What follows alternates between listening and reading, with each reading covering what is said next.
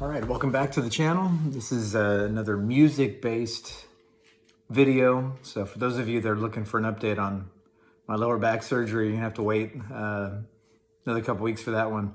So tonight I want to talk about Lynn Turner, one of my favorite artists of all time. He's out with a new song, soon to have a new album, and he's definitely got a new look. So if you're finding this video, you've probably seen his new look, and you've probably heard his new song, Belly of the Beast. So we're definitely going to get to that. But Lynn Turner for me is in my top 3 or 4 vocalists of all time. I mean, for me, Lou Gramm's always number 1, but after him, it's probably a tie in no particular order with Jimmy Jamison. And, I'm always a big Mike Reno fan. But Lynn Turner's right there. I mean, the guy's voice he's got the perfect kind of hard melodic rock voice. I mean, the guy writes really well. I grew up getting to know the Lynn Turner era Rainbow from MTV. So I think the first video I saw with him must have been like Can't Happen Here. What a great song. And then, Stone Cold and Death Alley Driver is one of my favorite all-time songs from Rainbow. Street of Dreams, Can't Let You Go. I mean, I'm sure you know all of them. So that's how I got introduced to Lynn Turner. And really to Rainbow in general. I mean, I knew of Rainbow before then. I was a little bit young, but I did know of them. And, obviously with Dio and Bonnet and heck, even later on with Doogie White. I mean, I've got all those albums. They're all great. They're different, unique in their own way with the different singers. But for me, Lynn Turner, the harder melodic rock is more my style. I always thought that, Ritchie Blackmore clearly, and he's talked about this, or people have talked about this, where he was definitely trying to take Rainbow in a kind of a melodic, harder rock direction in the early 80s, a la Foreigner. And I always thought that Ritchie Blackmore and Lynn Turner were kind of the poor man's version of Mick Jones and Lou Gramm from Foreigner. They didn't get the recognition, they didn't get the record sales, but I mean, Ritchie and JLT, their talents together, I mean, they had that chemistry, and they should have been bigger, really. I mean, you look back at those albums, some of those songs, they were awesome. They should have been bigger than they were. I know a lot of people who were hardcore Dio fans, for example, weren't getting into the JLT era Rainbow because it was different. I understand that. I mean, I enjoy the different eras of Rainbow for different reasons. But to me, JLT, yes, he made it more commercial, but I love that stuff. So I followed him for, now it's been like 40 years. Have all his solo stuff. His solo albums are very diverse, and he's made a bunch of them. Starting with his first album, which is very 80s melodic rock type stuff. He's had more bluesy rock albums. He's had harder albums. He went back to more melodic rock. He's done it all.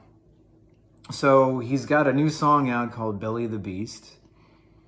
The new album comes out at the end of October, so a little less than 2 months from now. So I heard Belly of the Beast, I don't know, it must have been about a week ago when it was first released. And a couple of big things. Number one, it was going to be this kind of metal, really hard Lynn Turner material, which is a little different. He's done hard stuff, but this was even going to be hard for him. And number two, he's got a whole new look because he let everybody know that he's been dealing with alopecia for many, many years. I mean, dating back to high school, and he was made fun of and bullied and ridiculed.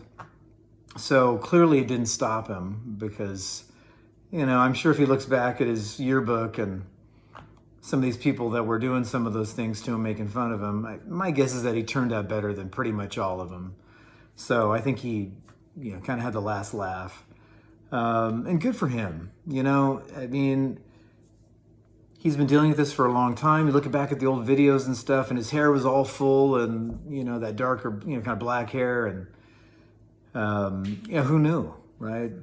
And now he's talking about it, and he's kind of going natural, and I think he looks great the way he is now too. I mean, whatever he feels comfortable with, we should feel comfortable with, right?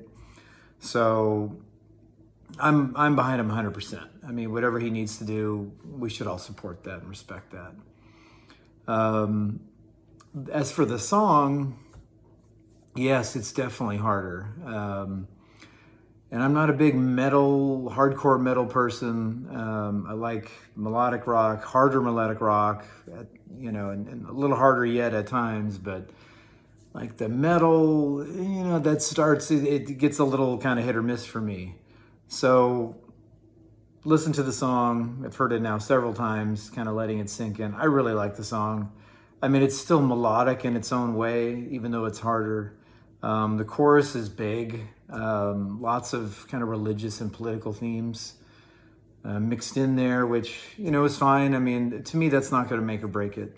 The tune itself is what I'm interested in for the most part. I think the lyrics are interesting. It does add to the song. But I'm all over that song. I think it's great. Great guitar solo. So I can't wait for the rest of the album. I'm curious to see if every song is in a similar vein. But if he does it like this first song, I'm all in. I'm definitely going to get that thing, and I'll definitely have a review here on the channel when that comes out in late October.